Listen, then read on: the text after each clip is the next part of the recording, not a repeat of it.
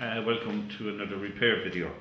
In this video we have something different, white goods, which I very seldom do, and this here is a Hoover model number HNMF2805A-80, and the problem with it is that it freezes up your drinks and your vegetables in the top compartment, which it's not supposed to do.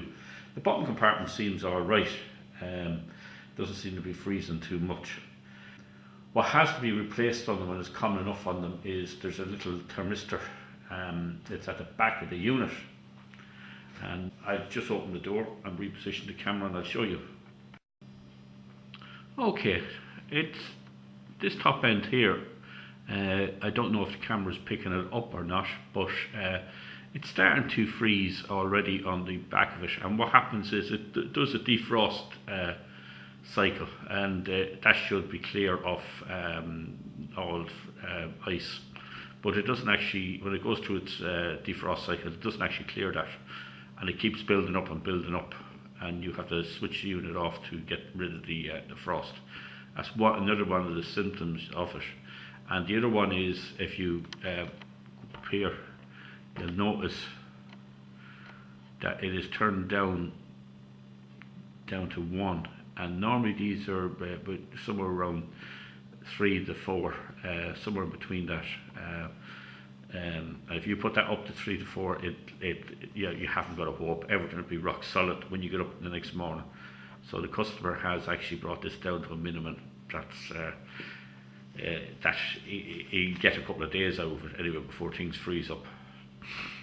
The thermistor itself is behind this plastic back cover here, but it has to be accessed from the rear, and you have to dig out the foam insulation. It's the only way it can be replaced. I don't know any other way.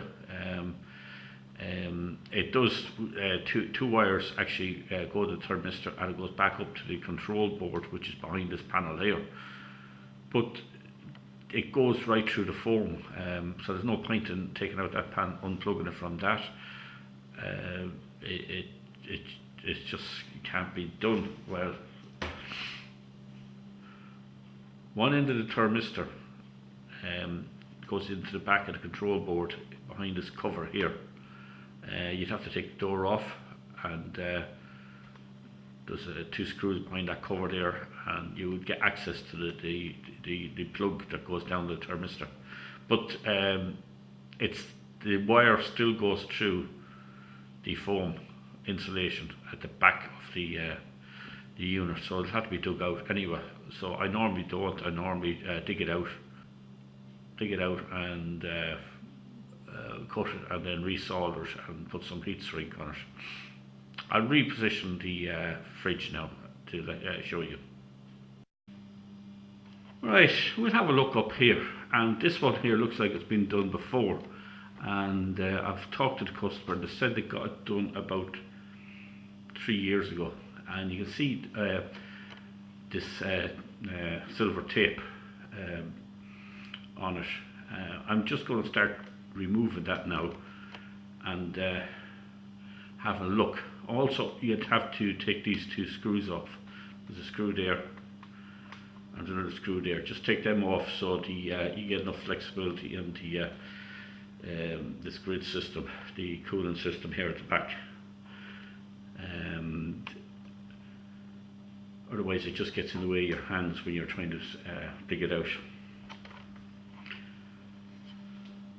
Okay, I have the 2 screws out. I have something there to wedge this out, so you can get your hands in to get access to it without straining it. And I'll point out before I do anything, if you have to cut this out, it's somewhere in this area here. If you notice there, take this line here, it's somewhere in there, behind that. Now there is a wire that goes all the way down here, goes down this side of the fridge, and that feeds the compressor down below.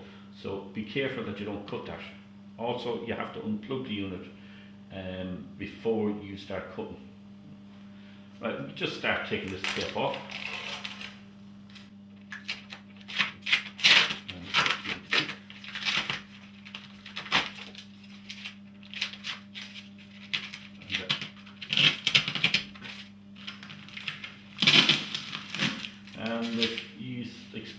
foam, which is really what the advise use, because there's good insulation properties in expanded foam. How good, I don't know. I'm not an expert in insulation, but it's certainly better just leaving it there without any insulation. Now what I'm going to do is I'm going to plug it out and get something to dig that out. Okay, I'm going to start digging this out now, but I'm not going to show the whole process of digging it out. It'll be a bit boring. So when I get to the end of this, I'll start again. I have it dug out now, and you have to take care when you're digging it out. Don't use anything that's sharp that's going to puncture the gas system. It's embedded behind this foam, and you can see it there, right there. I don't know if the camera's picking it up or not. Goes all the way down this top section of the fridge to cool the fridge. If you puncture that, the gas would escape. Here's the thermistor I'm talking about. Here's the wire. That wire was tucked in up there, and there's the thermistor itself, strapped on with foil tape. So all we have to really do is unstick it, take it out.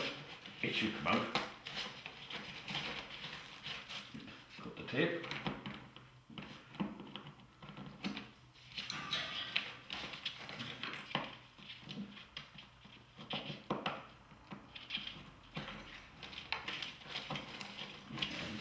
It should come out.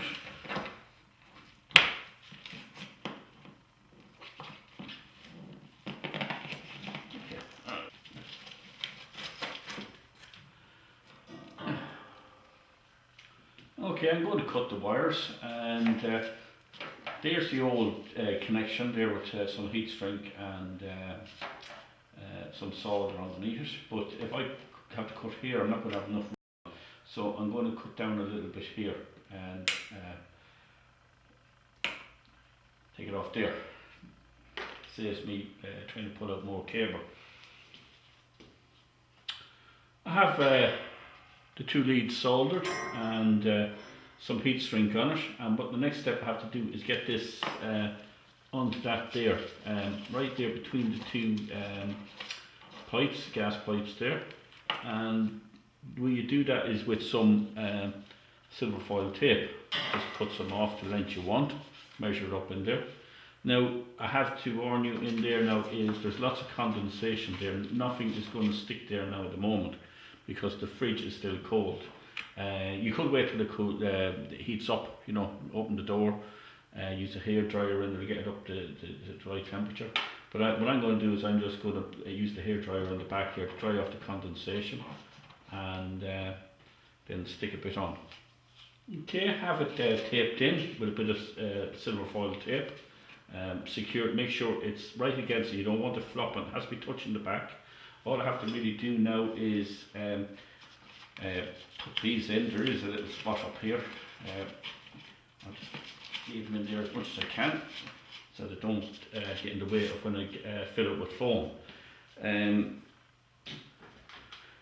Which is the next step. Let's see, can we get this? Here's the part number here. Is that coming through? It is, yes. I got that from Master Part at the UK. The real part number is 970-61619. If you Google that, leave out the CAN, that's just to do with candy part number. But if you just Google 970-61619, you will find plenty of them on eBay and plenty of them on different suppliers.